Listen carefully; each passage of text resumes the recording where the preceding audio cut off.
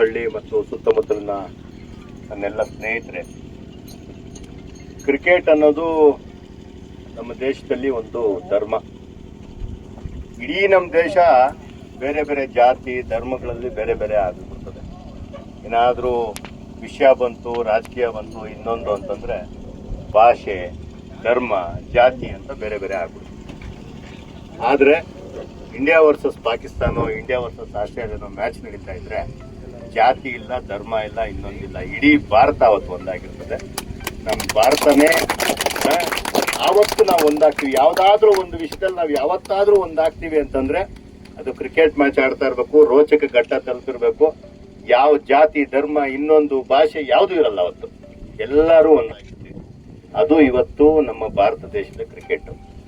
ಇವತ್ತು ಆ ಕ್ರಿಕೆಟ್ ತುಂಬಾ ಬರೀ ಆಟ ಆಗಿ ಮಾತ್ರ ಉಳಿದಿಲ್ಲ, ಅದೊಂದು ದೊಡ್ಡ ಉದ್ಯಮ ಆಗ್ಬಿಟ್ಟಿದೆ.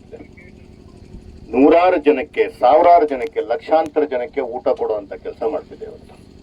ಅಷ್ಟೊಂದು ರೆವಿನ್ಯೂ ಜನರೇಟ್ ಆಗ್ತಿದೆ. ಮತ್ತೆ ತುಂಬಾ ಜನ ಹುಡುಗರಿಗೆ ಬೇರೆ ಬೇರೆ ಆಯಾಮಗಳಲ್ಲಿ, ಬೇರೆ ಬೇರೆ ಮಾದರಿಗಳಲ್ಲಿ ಕ್ರಿಕೆಟ್ ಆಡೋ ಅವಕಾಶ ಸಿಗ್ತಿದೆ. 3 ದಿವಸದಿಂದ ಸ್ವಲ್ಪ ಬೇಜಾರಾಗ್ತಿತ್ತು, ಅಂದ್ರೆ ಒಂದ್ ಸ್ವಲ್ಪ ಸುಸ್ತಾಗಿತ್ತು, ಏನಾದ್ರೂ ಮಾಡ್ಬೇಕು, ಮನೆಗೆ ಹೋಗಿ ಯಾವುದೋ ಒಂದು ಚಾನಲ್ ಅಲ್ಲಿ, ನೆಟ್ಫ್ಲಿಕ್ಸ್ ಅಲ್ಲೋ ಅಥವಾ ಪ್ರೈಮ್ ಅಲ್ಲೋ ಮರ್ತೋಗಿದ್ದೀನಿ, 3 ದಿವಸದಿಂದ ಒಂದು 10ನೇ ಸಲ ನೋಡಿರ್ಬೋದು 1983 ಮೂವಿ.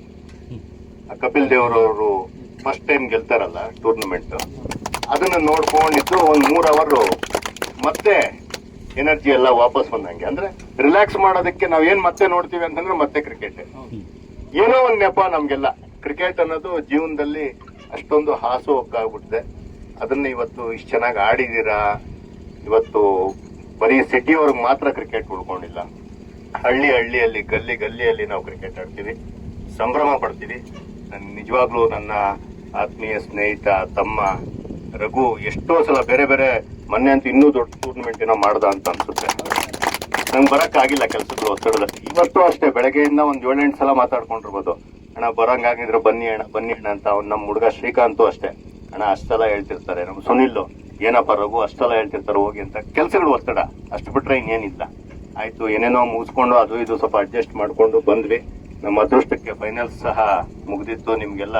ನಿಮ್ಮನ್ನೆಲ್ಲ ಮಾತಾಡೋ ಅಂತಹ, ನಿಮ್ಮನ್ನೆಲ್ಲ ಭೇಟಿಯಾಗಂತಹ ಅವಕಾಶ ಸಿಕ್ತು. ನಿಮಗೆಲ್ಲರಿಗೂ ವಂದನೆಗಳನ್ನ ಸಲ್ಲಿಸ್ತಾ, ಕ್ರಿಕೆಟ್ ನಮಗೆ ಪ್ರೀತಿ ವಿಶ್ವಾಸ ತುಂಬೋ ಅಂತ ಕೆಲಸ ಆಗ್ಲಿ. ಕ್ರಿಕೆಟ್ ಯಾವತ್ತೂ ಜಗಳ ಮಾಡೋದಕ್ಕೆ, ಇನ್ನೊಂದಕ್ಕೆ ಅವಕಾಶ ಮಾಡ್ಕೊಳೋ ಅಂತಹ ಸಂದರ್ಭ ಮಾಡ್ಕೊಡೋದು ಬೇಡ.